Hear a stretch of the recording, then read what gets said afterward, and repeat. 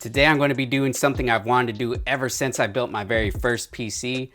And of course, that is building another PC. So if you watch my videos, you know that a while back I was finally able to get my hands on a 3080. And these are hard to get, believe me, I know. But now that I have one, I thought to myself, okay, now I could build a PC around it. So for the case, I got a 011 Dynamic XL in white. And I really like how this case looks, you know, just like everybody else. This is a really popular case. And I have been using it for just a little bit, but I've never properly finished this build out. So we got our case, we got our GPU, we got an Asus X570 motherboard, we got RAM, we got a hard drive. And the cool thing about this case is that you could put a ton of fans in there. So I got some of these really nice Corsair QL120 fans, and those look great. But then Thermaltake has these Riing Quad Fans, which it's like there's 2 rings of light in the middle and 2 rings on the outside, and I really like that. So I was thinking I would put those on the back where you'd see them, then put the rest on the top and bottom. I'm not really sure if I could make all these fans work together in unison or not. We will find out. If these don't work out, then I'll just buy another pack of these and finish it off. Then to run all these fans, I got a Corsair Commander Pro hub, and then I got a giant all black Noctua CPU cooler. And then I'll be using a Ryzen 5 3600 CPU just because I already had it, and I've had no problems with it so far, but if I need to upgrade it down the road, I can do that. All right, so let's get started. As always, I'm gonna start with the motherboard. So I had already taken this out and tested that the CPU worked with this motherboard because the box said it was ready for 5000 series CPUs and I have a 3000. So I got a little nervous. I was wondering if I would have to buy a new CPU to use this motherboard, but it works just fine. So we gotta get a couple satisfying plastic peels in.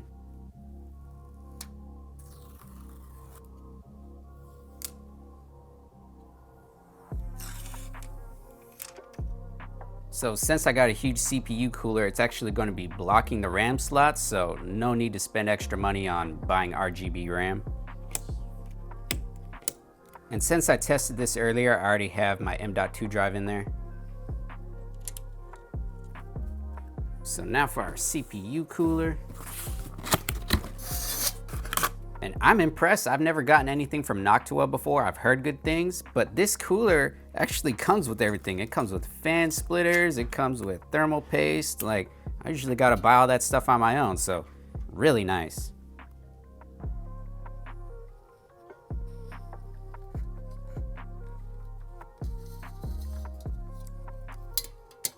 Okay, I got it on there, and this thing is absolutely gigantic. All right. Time to put this in the case. And this screw right here is always a pain to get in, so I'm gonna go ahead and magnetize my screwdriver to make it a little easier. There we go.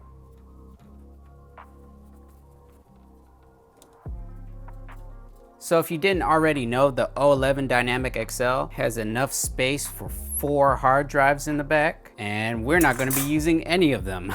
Leave me alone, it's my build. So I'm wondering if it's worth taking these docks out of here. You know, maybe it matters, maybe it doesn't.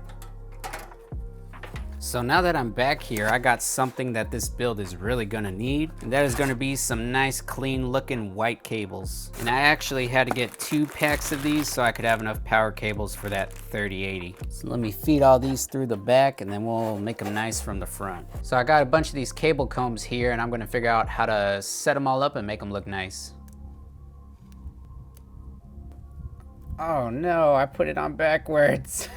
All right, there's that one, that took forever. And I just realized since I got 2 packs of these white cables, I'm actually gonna be able to hook up all of the CPU power pins. And also I had extra combs, so I was able to clip them to size so they could actually fit. And there it is, and it looks super clean. So I guess it's time for the graphics card. I almost thought I was gonna have a clearance issue there, but it's right, there's a gap there.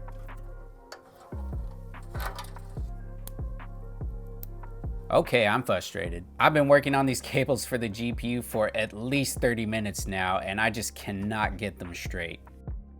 Okay, I took a break and then I came back and I figured out a solution to get it to finally look nice. So I used the cable combs that I had and kind of did it in this pattern. I've never seen anyone else do it this way, but I think it looks all right and it ended up working for me. And for the other cables, it was a lot easier because you're just using a small amount and then all the messy tangled up part can be hidden in the back. Where on these wires, I used pretty much the entire run. So when you curve them like this, those bottom wires have a lot of extra slack. So they're curved where you can see them, but back there, they're curved back the other other way. That way it'll keep them straight. And real quick, I just want to talk about cable management in the back of your PC case. A lot of people say it doesn't matter because nobody's going to see you back here, and that is true, but I like to manage my cables just a little bit, just so when I'm all done, it's easy to close the back panel. You're not trying to shove everything down and hope that it closes. So I'm happy with how the cables came out, and now I think it's time to start installing all these fans.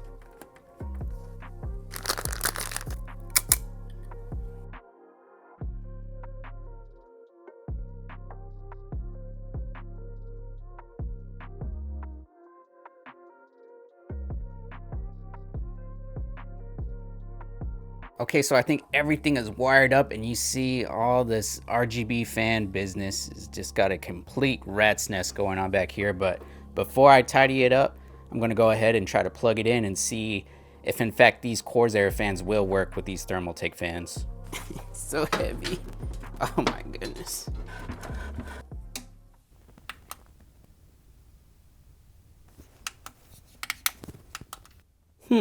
Well, I've never had this happen before. It's not turning on. Okay, this computer got the best of me for sure. So I pretty much started tearing everything up and taking this whole thing back apart, trying to troubleshoot where the problem was. And I got this far before I realized that right above the pins for the power switch are pins for a speaker. So I was trying to use those this whole time. And if I would have noticed that, I wouldn't have had to take my whole computer apart. So I'm gonna put this whole thing back together and then we'll try again. All right, let's try this again. Oh shoot, I didn't turn it on.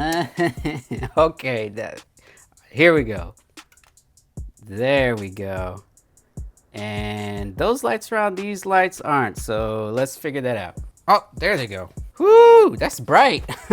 All right, so I'm gonna get Windows installed on this machine and get everything set up. And from there, I'll see if I could actually control each one of these fans with this setup or if Rainbow's gonna be my only option. Okay, so I finally got all of the fans and lights working. And like I said before, I was worried because I knew I'd have to run one software for the Corsair fans and a different software for Thermaltake. So first I had to set up the Corsair fans with IQ software, and I set the hardware color, which means that when IQ isn't running, it'll still remember. So I got that set up, and then I could go into Thermaltake and set those fans. And honestly, these Thermaltake fans look really great. I love that you can have the different color rings and have the fan a separate color. And those clear blades do an awesome job of just soaking up the color of the LEDs. So I was messing around with the colors on here a little bit, and I mean, no matter what I put in there, they look great. And I especially like having the fan and the inner and outer rings a different color.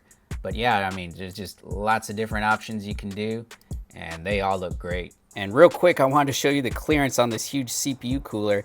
As you can see right there, the fans are just about resting up against the glass, and I mean, it wasn't hard to put on the glass or anything. I didn't have to force or bend anything. But these fans on top of that RAM is the exact perfect size to fit in this case. So there it is, all glassed up and completed. Well, mostly completed. I still got to do all the cable management in the back, but I'm really proud with the way this PC turned out. I think it looks great, and it definitely didn't go down without a fight. I mean, this is probably the longest PC build I've ever done, but then again, this is also probably the best looking PC build I've ever done as well. So that's it. I hope you all enjoyed watching me struggle to put this PC together, but hey, in the end, I think it came out great. Thank you all so much for watching this video, and I'll catch you in the next one.